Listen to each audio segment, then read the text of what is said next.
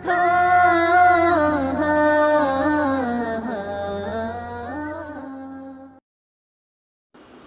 আলাইকুম ওয়া রাহমাতুল্লাহ। প্রিয় শিক্ষার্থী বন্ধুরা, আশা করি আপনারা সবাই ভালো আছেন এবং সুস্থ আছেন।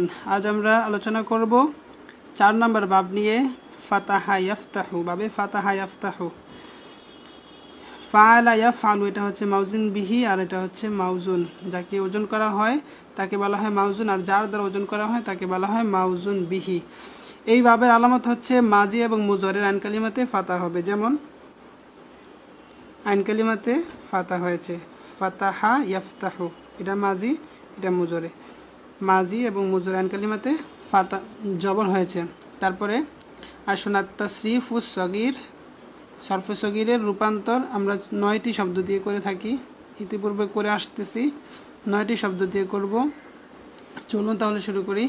ফাতাহা ইয়াফতাহু ফাতহান ফাতিহুন, ফুতিহা ইফতাহু মাফতুহুন, ইফতাহ লা তাফতাহ। এই হলো 9টি শব্দ। এখানে আপনারা দেখতে পাচ্ছেন কোনটা কোন বাহাসের, এগুলো বাহাসের নাম সাথে সাথে দেওয়া হয়েছে। আর আমরা ইতিপূর্বে মিজানুস সরফের মধ্যে সবগুলো সিগার অর্থ বলে দিয়েছি, তাই এখানে আবার বলার প্রয়োজন বোধ করছি না।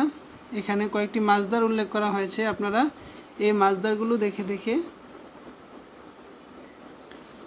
এই বাব থেকে রূপান্তর করবেন। যেমন আল মাদহু, প্রশংসা করা, আর যিহাবু, যাওয়া, আর রফউ, অর্থ উঁচু করা, আল জারহু, আঘাত করা, আল জাআলু, নির্মাণ করা। আমি এখান থেকে একটি মাজদার দিয়ে আবারও রূপান্তর করে দেখাচ্ছি সরফে সগীরের।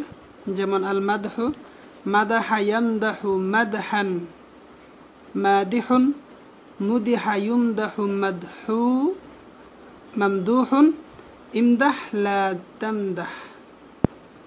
এভাবে রূপান্তর করবেন।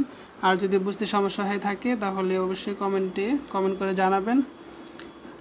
তাহলে ভালো থাকুন, সুস্থ থাকুন। আজকের মতো বিদায় নিচ্ছি। আল্লাহ হাফিজ।